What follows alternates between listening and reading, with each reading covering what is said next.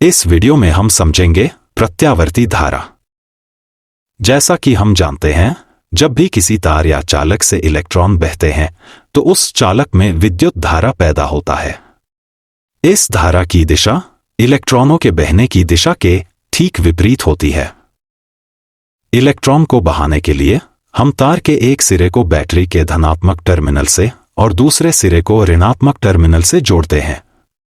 हम देखते हैं कि इलेक्ट्रॉन ऋणात्मक से धनात्मक की ओर बह रहे हैं, जबकि धारा धनात्मक से ऋणात्मक की ओर बहता है। जब धारा एक ही दिशा में बहता है और समय के साथ अपनी दिशा नहीं बदलता तो उसे दिष्ट धारा कहते हैं। अब अगर हम तार के दोनों सिरों को बैटरी के साथ आपस में बदल दें तो हम देखते हैं कि इलेक्ट्रॉनों के बहने की दिशा उलट जाती है और साथ ही धारा की दिशा भी बदल जाती है।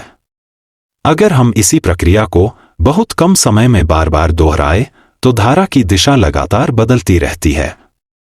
जब धारा की दिशा निरंतर बदलती रहे तो उसे प्रत्यावर्ती धारा कहते हैं। चूंकि बैटरी की मदद से दिशा को इतनी जल्दी बदलना संभव नहीं है, इसलिए हम प्रत्यावर्ती धारा पैदा करने के लिए प्रत्यावर्ती जनरेटर का उपयोग करते हैं। प्रत्यावर्ती धारा को विस्तार से समझने के लिए हमें कुछ मूलभूत पदों को समझना होगा, जैसे कि आवृत्ति, कला और आवर्तकाल। अब मान लीजिए कि एक प्रत्यावर्ती जनित्र है जिससे एक बल्ब को तार के माध्यम से जोड़ा गया है। हम देखते हैं कि तार में धारा की दिशा निरंतर बदल रही है, जिसके कारण बल्ब की चमक कम और ज्यादा होती रहती है। लेकिन व्यावहारिक रूप से हम ऐसा होते हुए नहीं देख पाते, क्योंकि यह प्रक्रिया बहुत ही तीव्र गति से होती है। अब यदि हम तार में प्रवाहित होने वाली धारा के मान को ग्राफ से निरूपित करें तो हमें एक तरंग का प्रतिरूप मिलता है। जब धारा तार में प्रवाहित होना प्रारंभ होती है तो उसका मान शुरुआत में 0 होता है। यह धारा एक निश्चित समयांतराल में अपने अधिकतम मान तक पहुंचती है। जैसे ही धारा की दिशा बदलती है, वैसे ही धारा का मान घटने लगता है और पुनः 0 हो जाता है।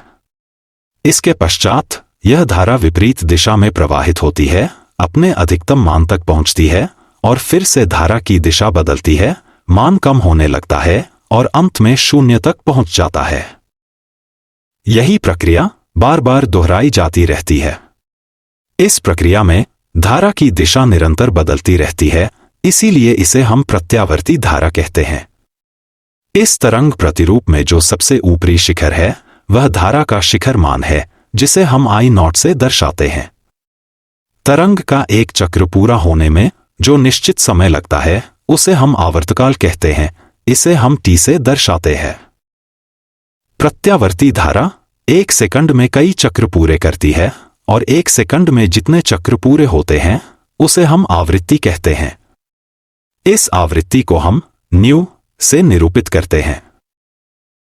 प्रत्यावर्ती धारा को हम कुछ इस तरह से व्यक्त कर सकते हैं। यहां I एक विशेष समय पर धारा का तात्कालिक मान है और I0 धारा का शिखर मान है। इस समीकरण में ओमेगा कोणीय आवृत्ति है, जिसकी वैल्यू 2π/T होती है। यहां T वह समय है जिसमें एक चक्र पूर्ण होता है।